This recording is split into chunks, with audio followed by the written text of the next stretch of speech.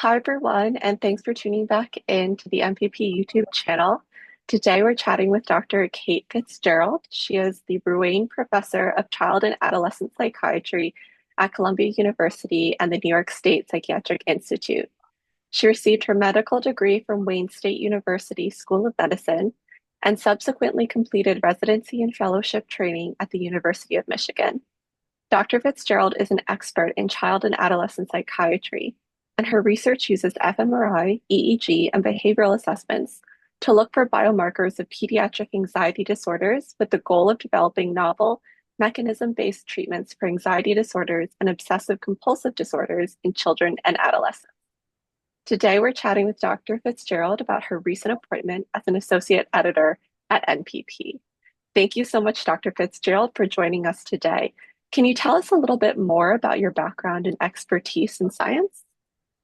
Yeah, so as you mentioned, I went to medical school at Wayne State, and from early on there, I had become interested in child psychiatry. I had a fantastic mentor, which I think is where most of us start when we get into research, Dr. David Rosenberg, who did neuroimaging in pediatric OCD.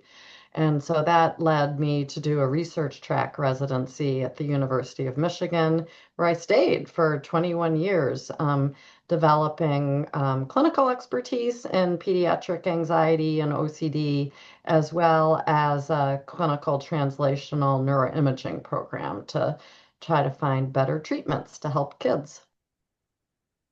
And how do you think that your expertise in child and adolescent psychiatry can add to the research that is published in NPP?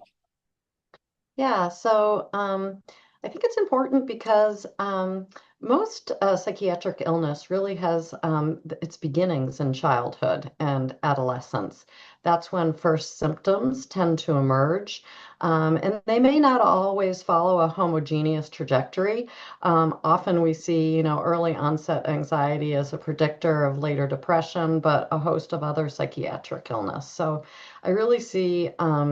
The perspective of child and adolescent psychiatry research adding an opportunity to intervene early before illness can progress.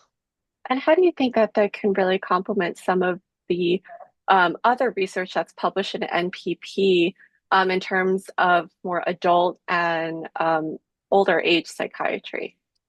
So I think it's exciting with some of the tools that we have now in child psychiatry research, including functional MRI and EEG, that we can really get at non-invasively the level of the brain and how does the developing brain intersect with kind of psychological processes or constructs that we think are relevant to psychiatric illness across the lifespan. So I think the utility is really around the opportunity to look at some of the same constructs and brain systems that we know are involved in psychiatric illness in adults at younger ages to discern whether there might be a framework that's similar, different, and kind of where these illnesses begin. As I mentioned before, you were recently appointed as an associate editor at NPP. Can you tell us a little bit about what you most look forward to in your appointment as associate editor?